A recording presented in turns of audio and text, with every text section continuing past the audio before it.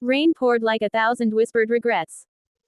Nadia sat by the cafe window, a chipped teacup in her hand and a polite smile that didn't reach her eyes. To everyone, she was the quiet, harmless girl always with her khimar perfectly pinned and her words soft as morning dew.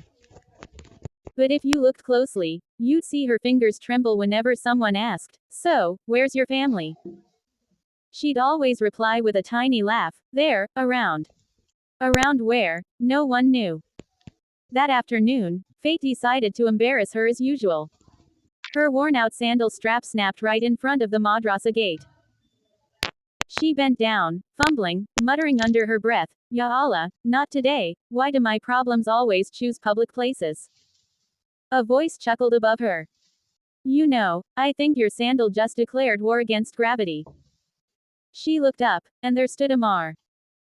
Clean white thobe, neatly trimmed beard, kind eyes, the type of man whose face made aunties whisper, "Masha Allah," before they even asked for his last name. "Need help?" he asked. Nadia blinked. No, I've been breaking sandals since birth. I'm a professional." Amar grinned. "Ah, a skilled warrior, then." He gave her a spare thread from his pocket. How he had one, no one knows. She couldn't help but ask, "Do you always carry sewing tools to rescue damsels in distress?" He laughed. "Only the ones who look like they're pretending not to need help."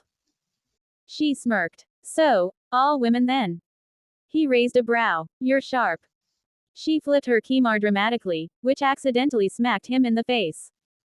She gasped. "Astaghfirullah, I just assaulted a brother in front of the masjid." He coughed, laughing. "It's fine. If I die, tell them it was a noble death, death by khimar." When she left that day, she didn't realize he was still watching her, the way she laughed to cover sadness, the way her eyes darted when anyone mentioned family. He noticed everything. And later that week, Nadia appeared at the madrasa class. It was a sunny Friday afternoon, and Nadia promised herself she'd behave. No sarcasm, no drama, just peace, piety, and polite smiles. But peace had other plans. She entered Amar's madrasa studies class quietly, clutching her notebook like a shield. He stood by the board, writing, "Sincerity in faith," in elegant Arabic, his calm voice carrying through the small hall. Then it happened. A lizard, yes, a lizard dropped right beside Nadia's hijab. She didn't just scream. She recited half of Surah Falaq at lightning speed and jumped from her seat. Everyone turned. Amar froze mid-sentence, marker in hand. "Ah, Sister Nadia, are you fighting jinn?" The class burst into laughter. Nadia turned bright red. "Lizard, Ustad. It had intentions. It fell near my hijab like it was proposing." Amar tried to keep a straight face. "Masha Allah, even reptiles recognize good character." The class roared again. After the laughter, Amar continued, though his eyes kept flicking toward her corner. Nadia noticed, and of course, her brain went dramatic. "Great, now he'll think I'm the weird girl who argues with reptiles." At the end of class, she gathered her books and slipped out quickly, but Amar called after her, "Sister Nadia." She turned, nervous. "Yes, Ustad." He smiled lightly. "Next time, if a lizard shows interest, please, give it dua, not trauma." She blinked, then laughed, really laughed. It was the first time in a long while she'd laughed without pretending.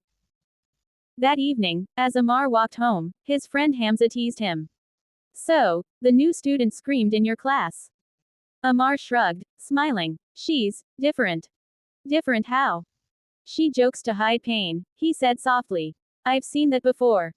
Hamza nudged him. "Careful, my brother. Some masks are hard to remove, even for the kind-hearted."